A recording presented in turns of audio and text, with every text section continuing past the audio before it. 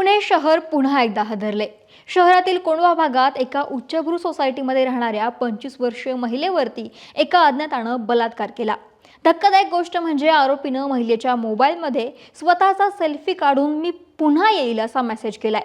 या घटनेनं पुण्यासारखा मेट्रो सिटीत महिला सुरक्षेचा प्रश्न निर्माण झालाय।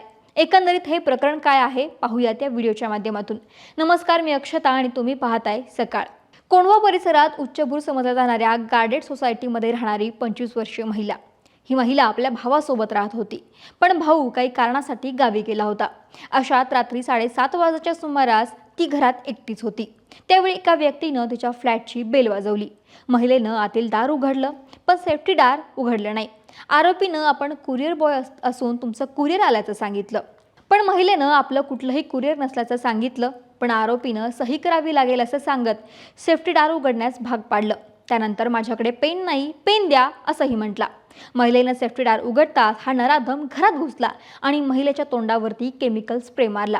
त्यामुळे महिला जागीच बेशुद्ध पडली आणि यानंतर या नराधमानं तिच्यावरती लैंगिक अत्याचार केले। एवढंच नाही, घटनेनंतर अत्यंत निर्ढावलेपणानं आरोपीनं तिच्याच मोबाईलमध्ये सेल्फी काढला आणि परत येईल असा मेसेज टाईप करून ठेवला आणि तिथून फरार झाला।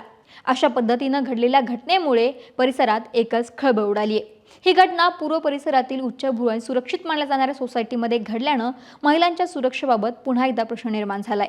आरोपीनं राजेरोसपणे हुशारी दाखवत कुरिअर बॉय असल्याचं सांगत गेटवरील सुरक्षारक्षकाकडून आत एंट्री मिळवली। सुरक्षारक्षकांना देखील त्याची फारशी चौकशी केली नसल्यानं प्राथमिक तपासात समोर आलंय। सध्या या प्रकरणी कोंढवा पोलीस अधिकचा तपास करतायत। सोसायटीमधील सीसीटीव्ही फुटेज ताब्यात घेऊन ते तपासले जात आहेत। सीसीटीव्हीच्या आधारे आणि सोसायटीच्या त्या महिलेच्या जबाबाच्या आधारे आरोपीची ओळख पटवण्यासाठी विशेष पथक तयार करण्यात आले। आरोपीचे वय 24 ते 25 च्या आसपास असण्याची शक्यता वर्तवण्यात येते।